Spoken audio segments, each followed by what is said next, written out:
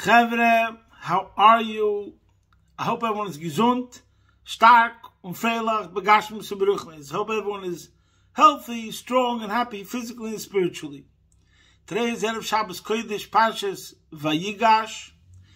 Today is Friday.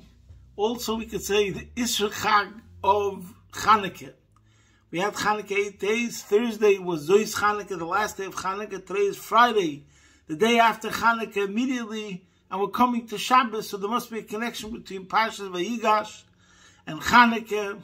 What are the lessons? Sunday is also Hey Tevis, the celebration in Lubavitch. There was a court case about Svarim, and this was the day that the court ruled in favor of the Hasidim and the Rebbe, that the library belongs to the Hasidim.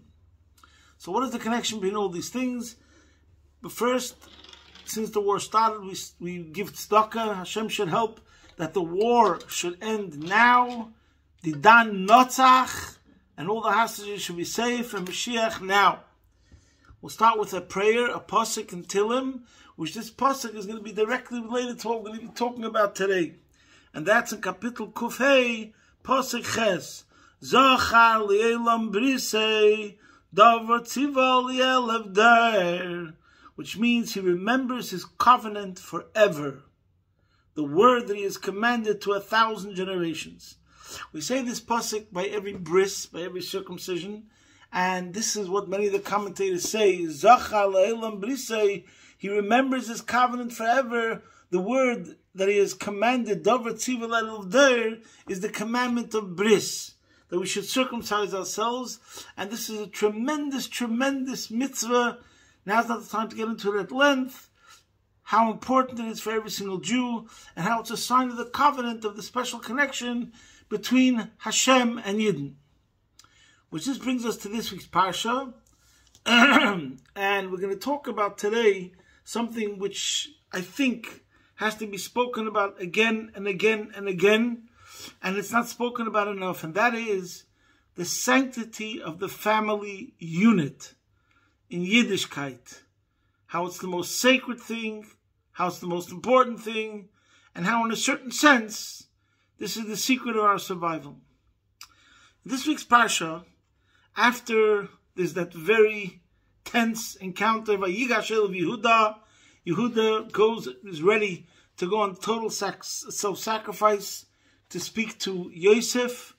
So then finally Yosef reveals himself, and he says, Ani Yosef, one of the most famous psukim in the Torah, where the pasuk says, Vayomer Yosef al Echav, Yosef told his brothers, Ani Yosef, I am Yosef, Ha'oid Ovi Choy, is our father still alive? And the pasuk says, Lo yochlo Echav la'anei soisei, they couldn't answer, they were shocked, Ki nivalu mipanov, they were left disconcerted before him, they were full of shame, they couldn't even open their mouths. And then Yosef says, Vayomer Yosef al Echav, Yosef tells his brother, Geshuna Elai, come close to me, if you please. Vayigoshu, they came close. Vayomer Ani Yosef, Achichem, I am your brother, Hashmachatem Oisi Mitzrayim. Now, Rashi says in the words, Geshuna Elai, come close to me. Ra'isam Nesegim La'oche, he saw them backing away, they were walking away, distancing themselves from him. Omar Achshav Achayin Nichlomim, he said, now that my brothers feel ashamed, he called out to them, B'loshen Raka v'sachnunim, v'herelem shehu mol, and showed them that he was circumcised. So over here, we have a couple of klotz kashas that we have to understand. First of all, this is a famous question that all the commentaries speak about. What does it mean that Yosef says, Ani Yosef, I am Yosef, ha'oid ovi choy, is my father still alive? The Torah already mentioned before, in last week's Parsha, that Yosef asked his brothers whether their father is alive, and Yehuda answers, and he says to Yehuda answers clearly, and he says, Vayishalem l'sholem, this is in Parshas Miketz, Kapitel Mem Gimel Pasuk Chav Zayin, Vayemar Shalom Avichem Azokan Hashamatem Aydenu Choy. He asked them if the father is still alive. They said he's still alive. So why is Yosef saying over here, Ha'oid ovichoi? Why is our father still, is our father still alive? After he revealed himself to be Yosef. And why does it tell to punkt right now? It's already the shock. When it says, Hani Yosef, I am Yosef, your brother. Everything that's been happening to you, you've been worrying, mysterious. What's going on? And by him saying, Hani Yosef, everything makes sense all of a sudden.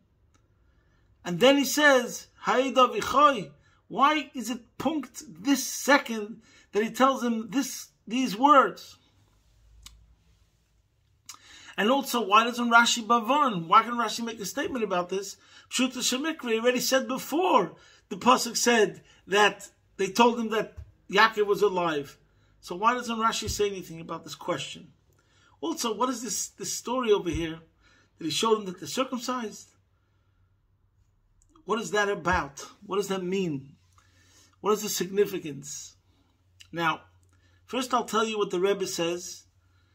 There's a Sikha the Rebbe Chilek Tezvav, Vayigash Aleph. See there, page 389, 390. So first I'll repeat what the Rebbe says.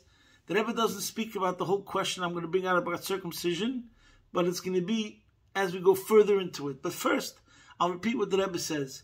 So the Rebbe asks many questions. The ones that I mentioned are the main questions.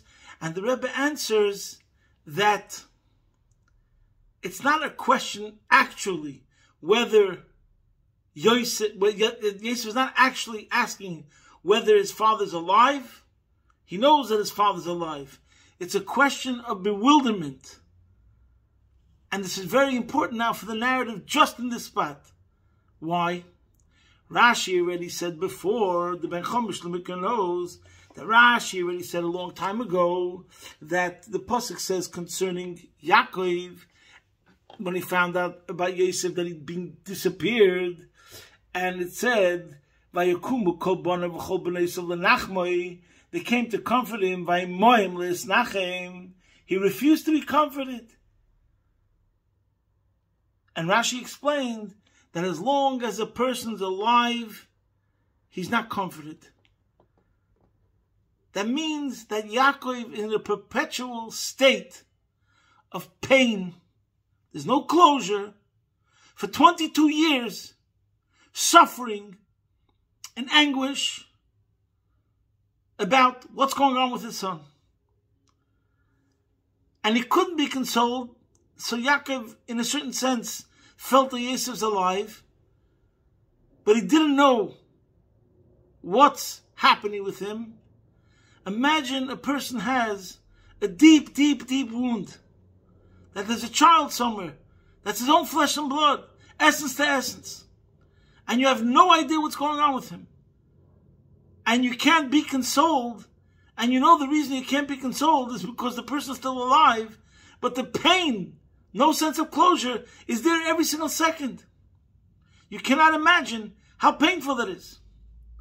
Yosef also knows about this, that Yaakov is not being consoled, and that he's in pain. And that's when he says, Ani Yosef, I am Taka Yosef, your brother, I am alive.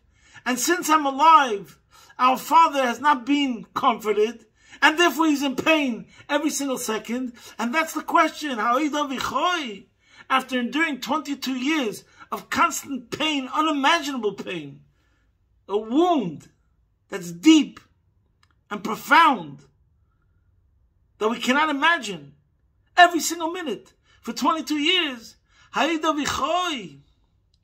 his health going through such an anxiety for 22 years? Such a pain. And therefore, Rashi says, the Rebbe explains, the narrative right afterwards, where Yosef tells his brothers that you have to rush. And he says, you should rush and go get him. Why is the rush? Maru v'alu elovi. Because we're dealing with sakonas nefashis. Every single second that in this state, it's a mamish danger, a matter of life and death. You know, like we talk about Hatzalah. Why do we have to make Hatzalah? There's emergency services without Hatzalah. Because Hatzalah treats it completely differently. Every single second counts. Like you're dealing with your father or your brother. So that's why Yosef, after he says, and Yosef, he makes this question immediate. That means our father is still, because I'm the one, I'm still alive, here I am. He's right now still in that state where he's not comforted. And therefore, who knows how it's affected his health. And that's the wonder he's saying. After 22 years of such a tension, such a pressure, such a pain, such a deep ache, he's still totally at his full health. We have to take away, alleviate this problem immediately. So rush, go get him. It's an emergency. If so, why can't I go? And therefore he emphasizes right over here again a couple of times, I have a shlichus. I'm on duty over here. Hashem sent me on a mission. You didn't send me on a mission. Hashem wants me here to make sure and pave the way to be able to take care of Yaakov, etc. So this is all the Rebbe Sicha. See there. I want to add another point that the Rebbe doesn't emphasize. And this is that it's a statement, Ani Yosef. I am Yosef. It's a statement about who I am. And that this proves I'm Yosef. In other words, it's an immediate reaction, a knee-jerk reaction.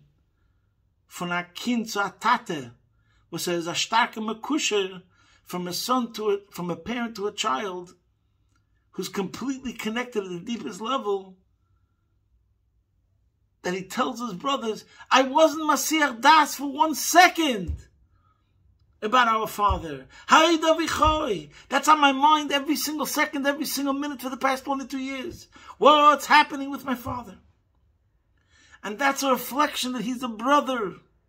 He's a Jew. The special connection and the respect of Kabbalah Savicha V'Simecha, that it's on the highest level, that we look at our parents like God, and that's why the Kabbalah Savicha V'Simecha from the Aseres Adibris is between the commandments that have been Adon L'Mokoim. Without going to all the explanations right now, that's what Yiddishkeit is about. And that's what it means to be truly attached. V'nafshi k'shura b'nafshi, as the Pasuk says concerning Yaakov and Binyamin. And therefore, he answers immediately. He proclaims immediately as who am I? What am I? What's my mahus? I'm that sort of a person that every single second, what's my life about? Ha'ei dovichoi. How can I bring nachas to my father? How can I make life better for my father? Is my father alive? And we can connect this with a story, a famous story, which I'm going to connect to another story. The Rebbe explains in a famous story that the Alter Rebbe wanted to bless a chassid, Rebbe Kisir Lepel, with Peirushiyon. Sorry. He wanted to bless this chassid with life. Siyayim Yim Vav Cheshvan. So he wanted to bless this chassid with life, a blessing for long life.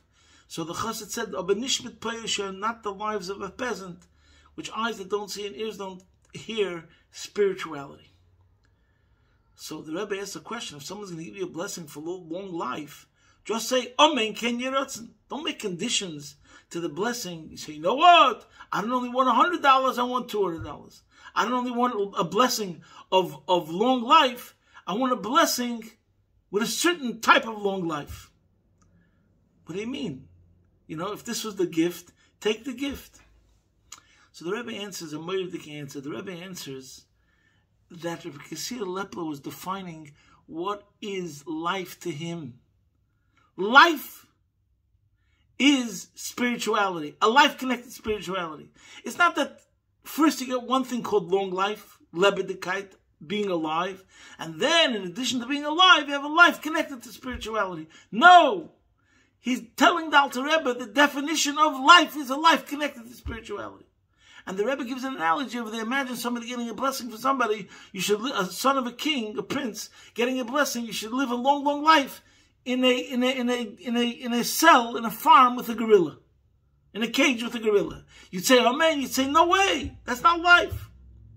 So the same thing over here. Kasil Lepler just told the Alter Rebbe that it should be a life which is connected to spirituality, which is about spirituality, or else it's not life. Not it's a lesser life, not it's a lower life, or a diminished life. It's not life. So the question you can ask over here is, the Rebbe doesn't say this. Doesn't the Alter Rebbe know this? Didn't Rebbe Kasil Lepler understand that if the Alter Rebbe is giving him life, the Alter Rebbe is giving him true life, a real life, which is obviously connected to spirituality? But maybe he could say, and the Rebbe doesn't say this clearly, but I think it should be said, in my humble opinion. Rebbe Kasil Lepler had a knee-jerk reaction. And the Rebbe says it was coming from the highest level of his soul, his level of Yichida. So when the Alter Rebbe gave him a blessing, and it was a blessing about long life, he immediately says, what's life? Like he wasn't even thinking so much, the Alter Rebbe is giving me a bracha. Immediately you react in such a way. Similar to another story that the Rebbe said about another chassid called Binyamin Kletzke, and that he was in his business and he was making all the reckonings of the mathematical, cheshbonis, sum total. And when he wrote with his pen, sum total, sachakel, and he wrote, Eineid Milvadei, Eineid Milvadei. There's nothing else but him. The sachakel, the sum total of reality, of existence, of everything in the business, is Eineid Milvadei. There's nothing else but him. In other words, and the Rebbe always said this story, and he always emphasized the same point, that what's the chiddush of the Maisa? The chiddush of the Maisa is, of course, if you go over to a normal person and you ask him, what's reality? Hu levadi uvein zelosei. Shema Yisrael, Hashem Elokeinu, Hashem Echad. We believe, and anyone who studies Chassidus especially, that's been ingrained and drilled and etched in his mind again and again and again, that Hashem is the only reality. But that's if you sit down seriously and think. But the chiddush of this chassid was that he's in Wall Street, he's in Rodeo Drive, he's on Fifth Avenue, he's on the business district, he's in his business, and he's thinking all cheshbonis. He wrote down some numbers of business transactions. But when it came to that line, where it comes to the sum total, sachakel, he automatically wrote, Eineid Milvadei. That's the chiddush. That it's so natural, Elokus b'pshitas, it's so natural in his mindset and his consciousness, that the Eibishter is the only reality, that he wrote that without even thinking. That's how much is part of him. It's his natural reaction. The same thing over here, Yesh Leimar. This is the story of Yosef. Ani Yosef. As soon as he tells his brothers, Ani Yosef, automatically, without even thinking as a technical question, of course he knows his father's life because he was told before, but it just comes out of him. Wie fühlt sich dem Taten? How is our father feeling? That's what I am. And that proves that I'm your brother. That's how important to me our father is. That's the definition in the Jewish world of family, of parent-child relationship, of child-parent relationship.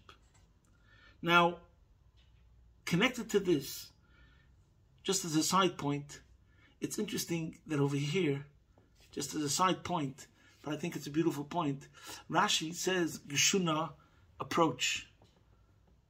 That's what the Pasuk says. And the beginning of the Parsha is Vayigash. In the beginning of the Parsha, there's a Vayigash, it's an encounter, and it's fraught with tension, and there's going to be possibly an eruption, a World War III, a clash between Yosef and his brothers right now. So it was very, very volatile situation. Then we come later and it says Shunai Lai, and it's a lashon which is used as closeness. So we have a very important lesson over here in life. Sometimes you have an encounter, the same word, connected to an encounter, and it could be a very volatile encounter, full of tension, animosity, and divisiveness, and worry, etc. And then there could be another sort of encounter, which is closeness. You give a hug to each other when we're dealing with brothers. In any case, what does he do? He shows him his circumcision. Now over here, you could say, This is the connection to Chanukah. What's the story of Chanukah? Let's take a pause. The story of Chanukah was that the Yevonim, the Hellenists, and the Greeks wanted to defile anything which is sacred, anything which is not logical. What's marriage? Marriage, there's no sanctity. There's nothing holy about it. There's nothing, that's just two people, whatever, joining to make a family, or I don't know exactly what's going on in their mind. But as we know the famous story of Chanukah with Yehudis, that she chopped off that governor or general's head, because they made a decree that every bride had to sleep, to lay with the general before the night of the marriage to their husband. The Rambam also says, Poshtu Yidayim B'vnei Seyam. They violated Jewish girls. So the whole idea of marriage meant nothing to them. Timu kol hashmanim shebehechel. The whole idea of tumen tara, what's holy, what's purity, and what's not, made no difference to them. Because logically speaking, if we take a flask of oil, which is pure, tohir, and take another flask, which is tummy, there's no laboratory in the world, no MRI test, no scientific test that can show the difference in one or the other. So therefore it means nothing to them. Also, what were they against? They were against Milah. What means they were against Milah? That means the physical is the physical. Don't try to take the physical and what represents in a certain sense the ultimate of physical pleasure and try to make it holy. There's no connection to holiness. What's Yiddishkeit? The total opposite. Taking the Ois Bris Kodesh and sanctifying it and saying that could be the holiest of holies. And now we understand Yosef saying, first of all, Ha'ed Avichoi, because that's a reflection of who he is, and the sanctity of the family unit, and the depth, the immeasurable depth of the connection between a parent and a child to a parent, which is in Yiddishkeit. Kabri de Sevicha Vesemecha is from the mitzvahs ben Adam lemokaim. There are no words to describe it and to have limits to it, etc. Right after that, when he wants to also identify himself, what does he do? He shows them his Ois Bris Kodesh. As we know, according to Kabbalah, that the male organ is called Yesoid. Yosef was showing his brothers that therein lies the secret of my survival in Mitzrayim. Everyone knows that Yosef is called Tzaddik Elyon. Yosef, according to Kabbalah, is the level of Yesoid. And what does it say about Tzaddikim? Tzaddik Yesoid Olam. So first in the words of Pasuk Eliyahu, it says, Yesoid is Siyum de Gufa. It's the end of the body. It's also Labar Megufa. Ois Bris Kodesh, the symbol of the sacred covenant. What's the symbol of the sacred covenant? What's the symbol of the essential bond between Hashem and Yidden? Ois Bris Kodesh is the Yesoid of the person's body. Because that represents the ultimate of how a Jew is connected to Hashem in this physical world. That we take Gashmis, Tachtonim, and we make it a Dira Loyes Baruch, and we dedicate it towards Hashem. And Yosef, who represents the ultimate of that level, Ois Bris Kodesh, shows his brothers, this is who I am, because I was pure and innocent in this area, and this is how Jews are different. That we retain our innocence and our purity, even in an environment which may be hostile. And also connected to the idea of Tzaddik Yesoid Olam, the power of procreation and influence comes from that Yesoid, because it's mashpia, and it shows an iskashos connection. And that's why we say tzaddik, the tzaddikim are Yesoid Olam, the foundation of the world. That's what it means, the foundation of the world. The Eibusha chooses tzaddikim as an instrument through which he influences the world, but it also means tzaddik Yesoid Olam, they are influencing the world. Hashem, through the tzaddikim, are influencing the whole world. Therefore they're called Yesoid. They're the foundation, like the Yesoid in a person, which contains all the ingredients of everything that came before. The power to influence, the power to procreate, the power to give life. And that's the power of every Yid, that can be an influencer to the world in a positive way, while retaining its special connection to Hashem. So now we understand the connection between Vayigash and Chanukah, that Chanukah was a story of where they wanted to desecrate holiness, in particular the sanctity of the family unit. Marriage means nothing, purity means nothing, circumcision means nothing. All these areas that are connected to the family unit and procreation. We see clearly that the Yevonim were the Greeks, the Assyrians, were targeted, focused, particularly in that area. And now we come to the Dan Notzach, similar. I don't want to elaborate now; it's too late. That you could look at the whole story that this was a court case about an inheritance issue, a family quarrel about an inheritance. And then you could say that, there's certain laws when it comes to family inheritance. But that's if you're looking at it secularly. But if you're looking at it in the sense of holiness, there's a concept of a Rebbe. And there's a Rebbe-Chassid relationship. And it doesn't fit into the dictionary of other relationships. And this is the Chiddush, that the judge understood that. And therefore he came to the conclusion that the Rebbe's entire life and everything about the Rebbe, even his possessions, are not really his personal possessions. They entirely belong to the Chassidim.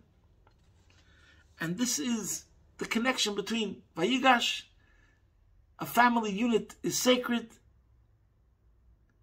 Chanukah, and Hey Tevis, the connection to Avinu, we could say, is our Rebbe.